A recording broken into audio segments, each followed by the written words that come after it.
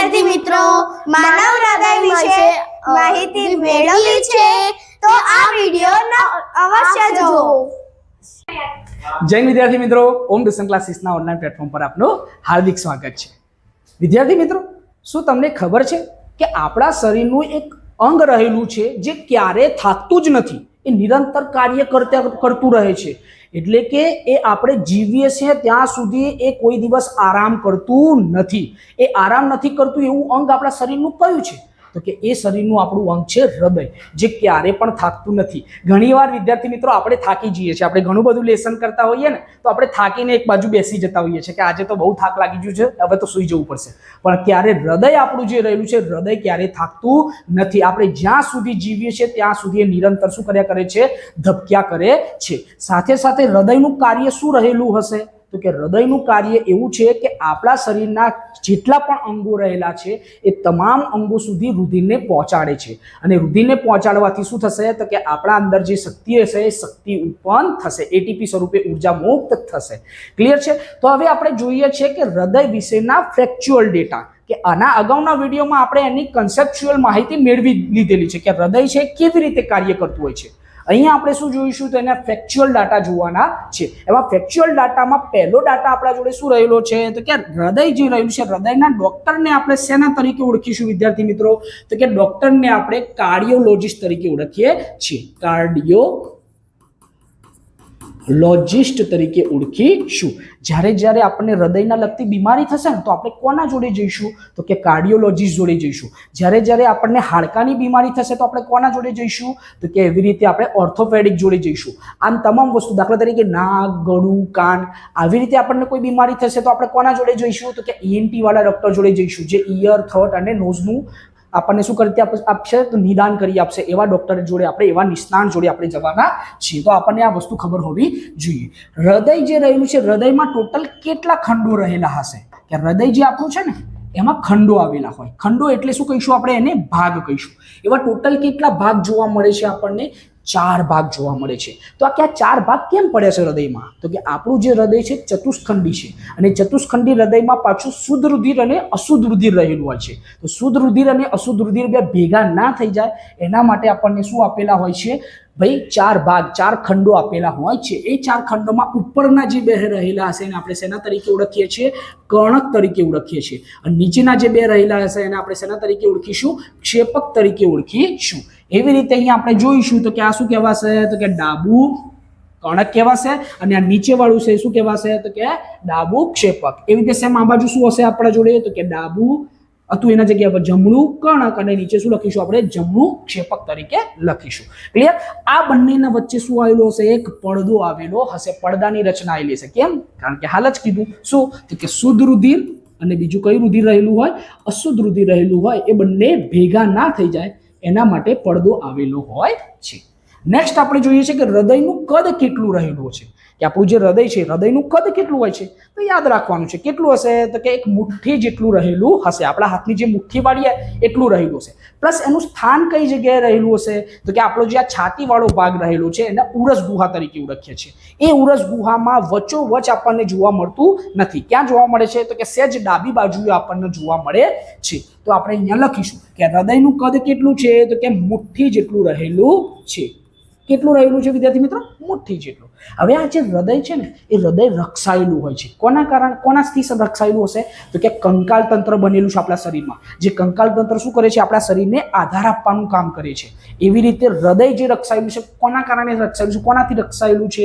તો કે જે છાતીના આપણું હાડપિંજર રહેલું છે એનાથી રક્ષાયેલું હોય છે. સાથે સાથે મગજ જેવા જે નાજુક અંગો જે રહેલા છે એ પણ કોનાથી રક્ષાયેલા હોય છે? તો કે ખોપરીથી રક્ષાયેલા હોય છે. તો આવી આપણને ઇન્ફોર્મેશન હોવી જોઈએ. એના પછી આપણે જોઈએ છે કે હૃદયના ધબકાર, કે હૃદય જે ધબકવાનું કામ કરે છે. કેમ કરે છે? કારણ કે એને શું કરવાનું છે? ધમનીઓ દ્વારા દરેક અંગ સુધી રુધિરને પહોંચાડવાનું છે. તો એના માટે હૃદય જે ધબકે છે એ 1 મિનિટમાં કેટલું ધબકી જાય છે? તો કે પ્રતિ મિનિટે 72 વાર ધબકી જાય છે. કેટલી વાર ધબકી જાય છે? 72 વાર. પછી બીજું શું છે આપણા જોડે? તો કે હૃદયના ધબકારા સાંભળવા માટેનું સાધન કયું છે? કે હૃદયના આપણે ધબકારા સાંભળવા છે ખાલી. તો ધબકારા સાંભળવા માટે કયું સાધન રહેલું હશે? તો કે જ્યારે આપણે ડૉક્ટર જોડે જઈએ છીએ ત્યારે આપણને તાવ બાવ આવ્યો હશે એ દરમિયાન શું કરશે ડૉક્ટર? તો કે બે પેલા ઇયરફોન ભરાવે છે ને, એ ઇયરફોન હોતા નથી, એ ડોટ્સ હોય છે. એને શું કરશે? પોતાની કાનમાં ભરાવશે અને આગળનો જે ડોટ્સ રહેલો છે એને ક્યાં મૂકશે? તમારા છાતીવાળા ભાગ ઉપર મૂકશે અને ચેક કરશે કે ભાઈ તમારા હૃદયના ધબકારા નોર્મલ સ્થિતિમાં રહેલા છે કે વધારે સ્થિતિ બગડેલી છે એની જાણકારી મેળવશે. તો એ સાધનને આપણે શું કહીએ છીએ? તો એ સાધનને આપણે ટેથોસ્કોપ તરીકે ઓળખીએ છીએ. શેના તરીકે? ટેથોસ્કોપ તરીકે આપણે એને ઓળખવાના છીએ. એને શું કહેવાય? ટેથોસ્કોપ તરીકે ઓળખીશું. હૃદયના ધબકારા માપવા માટેનું જે સાધન રહેલું હશે એ સાધનને શું કહીશું? અહીંયા શું કીધું છે?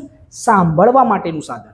અને અહીંયા શું કીધું છે આપણે? હૃદયના ધબકા માપવા માટેનું સાધન. આ માપવા માટેનું જે સાધન રહેલું હોય છે એને આપણે કહીએ છીએ ECG. શું કહીશું? ECG, ઇલેક્ટ્રોકાર્ડિયોગ્રામ તરીકે આપણે એને ઓળખીએ છીએ. ઇલેક્ટ્રોકાર્ડિયોગ્રામ. કાર્ડિયો મીન્સ હૃદયના લગતું જે પણ વસ્તુ હોય બધું શું કહેવાય? કાર્ડિયો જ કહેવાય. એના પછી હૃદયનું જે કાર્ય રહેલું હશે એ હૃદયનું કાર્ય શું છે? તો કે હૃદયનું કાર્ય રુધિરને તમામ અંગો સુધી પહોંચાડવાનું છે. આ રુધિરમાં શું રહેલું હોય છે? તો કે ખનિજ જે દ્રવ્યો આપણા રહેલા હતા, કયા કયા? તો કે કાર્બોદિત, પ્રોટીન, ચરબી, વિટામિન અને ખનિજ ક્ષાર. આ બધી જ વસ્તુ આપણા રુધિરમાં રહેલી હશે અને વિવિધ અંગો સુધી પહોંચાડશે અને તેમાંથી આપણે શું મેળવવાના છે વિદ્યાર્થી મિત્રો? ઉર્જા મેળવવાના છે, જેથી આપણું શરીર કામ કરે. ક્લિયર છે? તો આ હૃદયનું કાર્ય શું છે? તો કે તમામ અંગો સુધી રુધિરને પહોંચાડવાનું છે. એના માટેની અંગો સુધી પહોંચાડવા માટે શું આવેલી હશે? તો કે કેટલીક વાહિનીઓ આવેલી હશે. એ વાહિનીઓ કઈ છે? તો કે ધમની છે, બીજી કઈ છે? તો કે શીરા છે, અને ત્રીજી વસ્તુ કઈ રહેલી છે આપણા જોડે? રુધિર કેશિકાઓ રહેલી છે. આ ધમની જે રહેલી હશે એ ધમનીમાં કેવું રુધિર વહેતું હશે? તો આપણે યાદ રાખીશું કે ધમનીમાં શુદ્ધ રુધિર વહેતું હશે. ધમનીમાં કેવું રુધિર વહેશે? શુદ્ધ રુધિર. જ્યારે શીરાઓમાં કેવું રુધિર વહેતું હશે? તો કે શીરાઓમાં આપણને અશુદ્ધ રુધિર વહેતું જોવા મળશે. ધમની એટલે આર્ટરી કહેવાય અને શીરા એટલે વેન્સ તરીકે આપણે ઓળખીએ છીએ. ક્લિયર? આ ધમનીમાં કેવું રુધિર કીધું આપણે વિદ્યાર્થી મિત્રો? તો કે શુદ્ધ રુધિર કીધું છે. અને શીરામાં કેવું રુધિર કીધું છે આપણે? તો કે અશુદ્ધ રુધિર કીધેલું છે. હવે યાદ રાખવાનું છે કે આ ધમનીની દિવાલો જે હશે કેવી હશે? તો કે ધમનીની દિવાલો જાડી અને સ્થિતિસ્થાપક હશે. કેમ? કારણ કે હૃદય શું કરે છે? રુધિરને ધક્કા મારે છે. રુધિરને ધક્કા મારે એના કારણે શું થાય? તો કે ધમની જે હશે એ વધારે ફૂલે અને પાછી નોર્મલ એને સંકોચન થશે અને વિમોચન થશે. આ બે વસ્તુ ખબર પડવી જોઈએ. અથવા તો શિથિલન થશે અને સંકોચન થશે. એ વસ્તુની ખબર પડવી જોઈએ. શિથિલન એટલે કેવી સ્થિતિ? શિથિલન એટલે નોર્મલ સ્થિતિ. દાખલા તરીકે આ મારો હાથ રહેલો છે નોર્મલ સ્થિતિમાં છે. જ્યારે એનું સંકોચન થવું એટલે શું થાય છે? બંધ થઈ રહ્યું છે. તો આ સંકોચન થયું, આ શું થયું? શિથિલન. સંકોચન, શિથિલન. આ વસ્તુની ખબર પડવી જોઈએ. તો સેમ જે આપણી જે નળીઓ રહેલી છે ધમનીવાળી, એ ધમનીઓમાં પણ શું થશે? સંકોચન અને પાછું શિથિલન. એવી ક્રિયા ચાલ્યા કરશે. તો એના માટે એની દિવાલો કેવી હોય? તો કે જાડી અને સ્થિતિસ્થાપક રહેલી હશે. જ્યારે શીરાની દિવાલ આપણને જાડી અને સ્થિતિસ્થાપક જોવા મળશે નહીં. કેમ? કારણ કે આ ધમનીએ શું કર્યું છે? તમામ અંગો સુધીને રુધિરને પહોંચાડી દીધું છે અને રુધિર પાછું કોણ લઈને આવશે? પાછું શરીર તરફ? તો કે શીરાઓ લઈને આવે છે. હવે સમજજો કે આ ધમની હતી. હવે ધમની કોઈ અંગ જોડે પહોંચી છે. એ અંગ જોડે પહોંચ્યા પછી એ શેમાં વિભાજિત થઈ જશે? તો કે રુધિર કેશિકાઓમાં, નાની નાની રુધિર કેશિકાઓમાં વિભાજિત થઈ જવાની છે. અને નાની નાની રુધિર કેશિકાઓમાં વિભાજિત થયા બાદ ફરી એ શેની રચના કરશે? તો કે ફરી એ એક શીરાની રચના કરે છે, જેને આપણે મહાશીરા અથવા તો શીરા તરીકે ઓળખીએ છીએ. પછી આ શું બની જવાની છે? શીરા બની જવાની છે. તો રુધિર કેશિકાઓ જે હતી એ નાની નાની શાખાઓમાં વિભાજિત થઈને ફરી શું બનાવે છે? શીરા. ધમની રુધિર વાહિનીઓમાં નાની નાની શાખાઓમાં વિભાજિત થઈ અને બધી રુધિર કેશિકાઓ જે હતી ભેગી થઈને શું બનાવશે? શીરા બનાવશે. જેમાં ધમનીમાં કેવું રુધિર હતું? તો કે ઓક્સિજન વાળું, શુદ્ધ રુધિર. એટલે કેવું રુધિર? ઓક્સિજન વાળું. જ્યારે શીરાઓમાં આપણને કેવું રુધિર જોવા મળશે?